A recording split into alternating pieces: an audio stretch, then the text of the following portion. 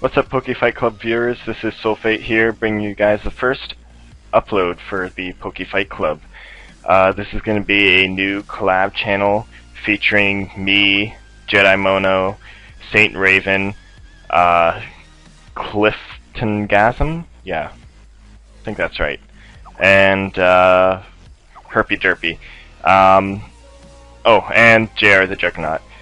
We are all from the Poke Showtime, a collab channel that didn't quite work out, but we're hoping that this one does.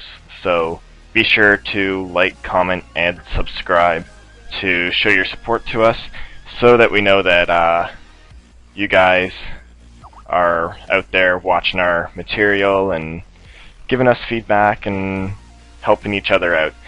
Anyways, let's get to this battle. So this is a battle I actually had against Saint Raven himself. This was a what battle was this? This was a OU battle I had, and here I'm using new teams that I started using, based around one of my older RU teams I had, where I would use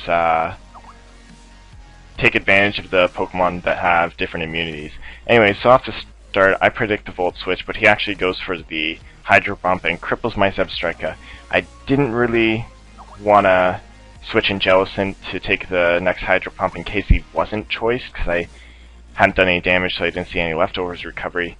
So I figured he might be leftovers to be able to switch into Volt Switch, and so I decided to stay in, sack my Zebstrika. Didn't really need it. Anyways, so here I'm going to go for the Scaldland Fortress, get the burn, then I'm going to switch out into my Landorus just so that I can have something that deals damage.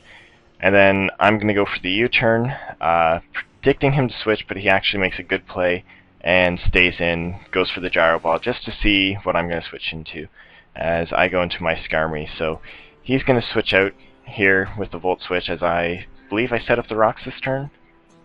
I think so. But yeah, he switches into his Tornadus. Okay, yeah. I go for Whirlwind, just to block his switch advantage. And he then goes into his Scissor. Now I know he's going to want to go into his Tornadus, so I'm just going to roost this turn.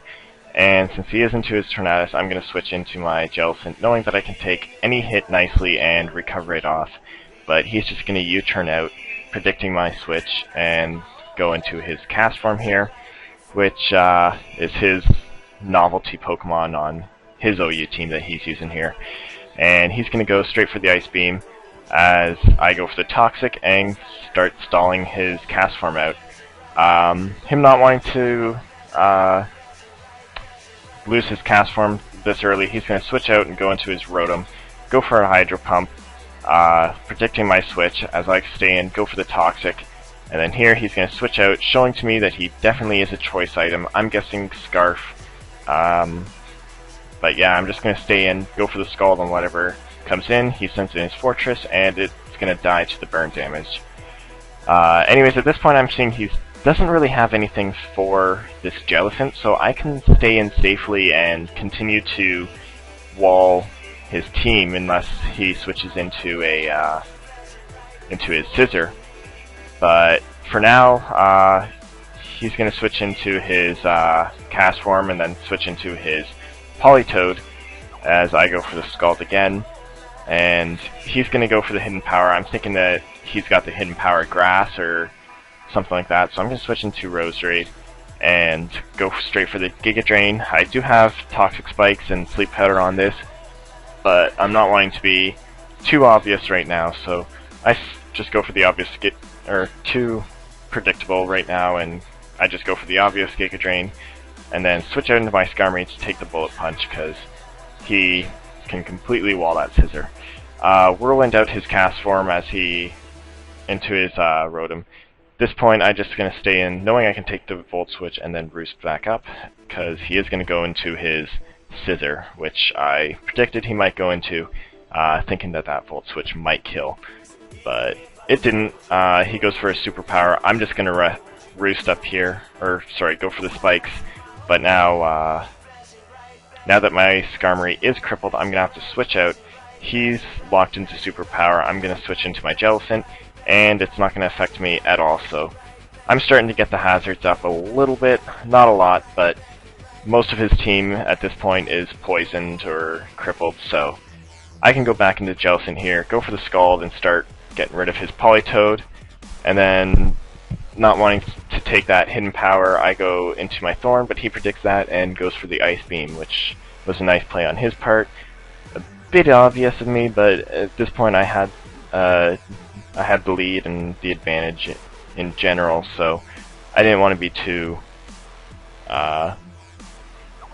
I didn't want to overpredict too much. I decided just to play obvious. Go into my Landers here, go for the Rock Slide. Looking for the flinch. Don't get it the first one. His Pursuit does a nice chunk of damage, enough to be a 3-hit kill. My Rock Slide does get the flinch, and at this point I'm just going to be able to run through the rest of his team with my Landorus.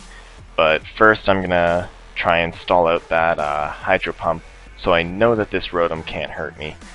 Sack my Skarmory here, go into my Jellicent. As he switches out into his Cast form, I'm just going to go for the obvious, say Scald, and continue to get some damage off on him, which is working at this point. And then here he reveals he does have a Thunder, which I did not expect at all. There were so many times he could have used it with this Cast form, but he never went for it, so I figured that Jellicent was completely safe against it. And if he had went for that Thunder sooner, that definitely would have won him the battle. But he does get the Para-Hacks on the first one, which totally sucks because it means I'm not going to be able to recover that off or really do anything. But yeah, so my Jellicent goes down. It's now 2-2. I can come in, go for the Rock Slide on his Rotom. Does a nice chunk, but it's not enough to kill before toxic damage, so I'm going to go into Latios, really just to lower or stall out this Rotom a bit. Go for the recover here, continuing to toxic stall. It's doing its toll. His Hydro Pump I think is almost done, and if it's not, well, it's going to die from toxic damage. So yeah, here he goes into his turn. His Rotom dies, so he's left with just his Tornadus. He goes for the Taunt, which was pretty obvious, him seeing that I'm trying to get up to full to get the Calm Minds up and start sweeping this guy.